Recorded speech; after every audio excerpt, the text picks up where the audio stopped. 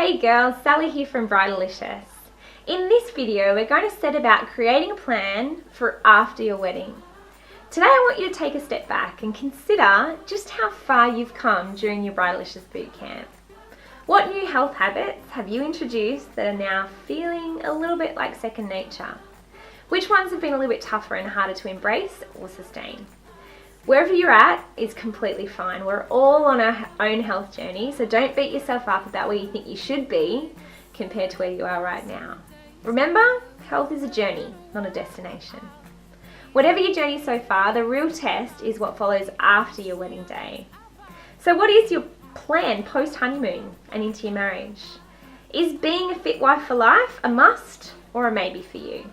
How badly do you want that to be your reality into marriage and beyond? Whatever it is, remember the principle of begin as you wish to continue.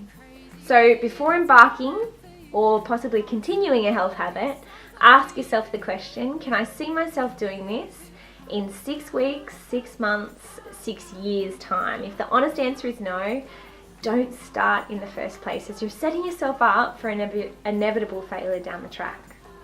As you come towards the end of your 12-week Bridalicious bootcamp, ask yourself, what will you sustain from the lessons and the habits you've practiced so far? A simple test of whether being a fit wife for life is a must or a maybe for you will be your commitment to both planning and then executing healthy habits into your marriage. After all, a healthy lifestyle is simply a series of healthy habits executed on a consistent basis. The habits you choose today will shape your tomorrow. Or like Lorna Jane says, a day is life in miniature. The thoughts, attitudes and actions you choose today will ultimately determine your destiny. So make today count. Yes, your looming wedding day is your compelling motivation right now, but beyond that, what are the pros and cons for sustaining a healthy lifestyle for you? Thinking through the pros and cons of both changing and not just changing, or maybe sustaining or not sustaining change, is a good way to make sure you've fully considered all the aspects of your lifestyle choices. Remember, we're ultimately motivated by pain and pleasure. So anything that's too painful, we won't sustain. A really great tool to help you flesh out the pain and pleasure motivators of change is the Decisional Matrix Tool.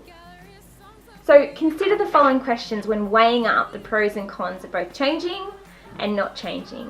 So the pros, so that's the pleasure side of the pleasure-pain equation. Ask yourself these questions and write the answers down on your matrix tool provided in your Read and Reflect. What are the benefits of moving ahead? What would happen if you felt the fear and did it anyway? I love that question. Who will you be after this is no longer a barrier? Who will you attract into your life? What will you attract into your life? Can you see, hear, feel the life you'll be living after conquering this area in your life? What would it be like to be a fit wife for life? So now moving on to the cons. So that's the pain part. Ask yourself these questions and write the answers down. What is the cost of not taking action? What are you tolerating by staying where you are or going back to where you were?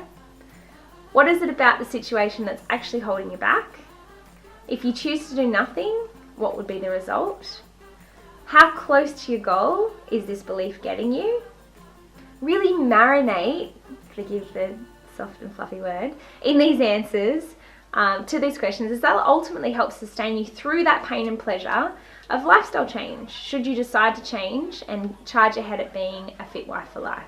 So to complete this week's transformation task, the Decisional Balance Matrix, firstly select one area of change or sustain change. Then write all the reasons you can think of in each of the boxes. So what would it be like if you made versus didn't make change? And what are the pros and the cons of changing versus not changing? Then look at your overall picture, talk it through with someone you actually trust and ask for feedback, or even share it with others on the Bridalicious social media pages to get collective feedback. I highly recommend this transformation task, as personally I've actually reaped the benefits of what it is to make decisions considering those pros and cons. So have fun with it.